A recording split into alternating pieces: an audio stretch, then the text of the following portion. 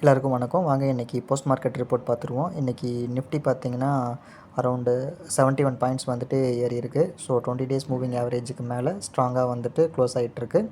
So already நமக்கு வந்து ஒரு கேப் சொல்லியிருந்தோம். 24,689 வரைக்கும் ஒரு கேப் இருந்துச்சு. அந்த கேப் சக்ஸஸ்ஃபுல்லாக வந்துட்டு ஃபில் பண்ணி அதுக்கு மேலேயே ஸ்ட்ராங்காக க்ளோசிங் வந்துருச்சு. ஸோ அடுத்த ரெசிஸ்டன்ஸ் பார்த்திங்கன்னா 24,857 தான்.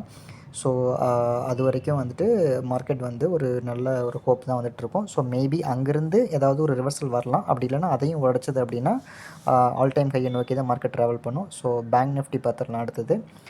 பேங்க் நிஃப்டி பார்த்திங்க அப்படின்னா 20 டேஸ் மூவிங் ஆவரேஜ் இன்னும் வந்து கம்ஃபர்டபுளாக உடைக்கல. அது உடச்ச உடனே மேலே வந்துட்டு ஒரு ரெசிஸ்டன்ஸ் வந்துட்டுருக்கு.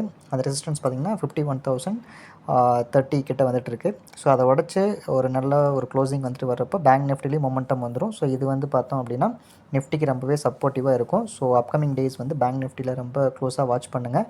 ஸோ இது எப்படி இருக்குங்கிறத பார்த்துட்டு நீங்கள் ஃபர்தராக வந்துட்டு கால் சைடு வந்துட்டு ஃபோக்கஸ் பண்ணுங்கள். ஸோ அடுத்தது ஐடி பார்த்தோம் அப்படின்னாலும் ஆல் டைம் ஹைக்கு மேலே ப்ரீவியஸ் ஆல் டைம் ஹைக்கு மேலே கம்ஃபர்டபுளாக ட்ரேட் ஆகிட்டுருக்கு. பட் மொமெண்டம் வந்துட்டு ஸ்லோ ஆயிடுச்சு. ஆனால் 2-3 நாளில் ஒரு நல்ல ஒரு மூவ் கொடுத்துட்டதால அந்த இடத்துல வந்துட்டு ஒரு ஸ்லோனஸ் தெரியுது.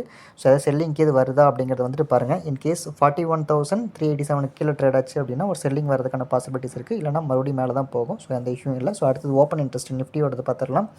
நிஃப்டியோடது பார்த்தீங்க அப்படின்னா புட் சைடு நிறைய ஓப்பன் இன்ட்ரெஸ்ட் வந்துட்டு அடிச்சிருக்காங்க. மார்க்கெட் மேலே தான் போகும் அப்படிங்கிற ஹோப்பில் 25,000 தான் நாளைக்கு எக்ஸ்பைரிக்கான கால் ஓப்பன் இன்ட்ரெஸ்ட் வந்துட்டு அதிகமாக இருக்குது. ஸோ அதுக்கு மேலே போகிறதுக்கான வாய்ப்பு வந்துட்டு ரொம்பவே கம்மி தான்.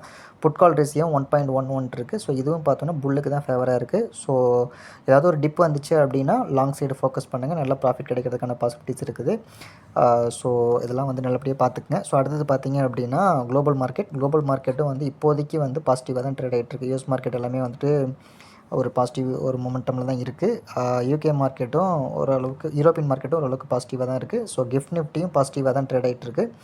ஸோ கண்டிப்பாக நாளைக்கு வந்து ஃப்ளாட் டு பாசிட்டிவ் ஓப்பனிங்கான சான்சஸ் வந்துட்டு அதிகமாக இருக்குது. ஸோ இன்கேஸ் இன்றைக்கி நைட் எதுவும் யூஎஸ் மார்க்கெட்டில் எதுவும் செல்லிங் வரல அப்படின்னா நாளைக்கும் வந்துட்டு ஒரு சின்ன கேப் அப்போ இல்லை வந்து ஒரு ஃப்ளாட் ஓப்பனிங்கே கிடைக்கும். ஸோ அங்கேருந்து மார்க்கெட் வந்து ஒரு அப்சைட் மொமெண்டம் கொடுக்கறதுக்கான பாசிபிலிட்டிஸ் தான் ஆஸ் ஆஃப் நவ் இண்டிகேட் பண்ணிகிட்ருக்கு.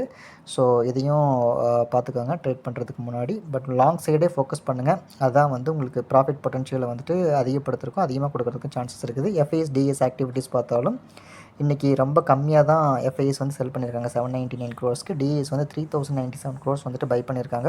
ஸோ ஸ்டில் மார்க்கெட்டில் டிஏஎஸ் வந்துட்டு டாமினேட் பண்ணுறாங்க. ஸோ இதுவும் வந்துட்டு ஒரு பாசிட்டிவான விஷயம். ஸோ வீடியோ பிடிச்சிருக்குன்னு நினைக்கிறேன். ஸோ கண்டிப்பாக லைக் பண்ணுங்கள், ஷேர் பண்ணுங்கள், கமெண்ட் பண்ணுங்கள். தேங்க்யூ ஸோ மச் ஃபார் வாட்சிங்.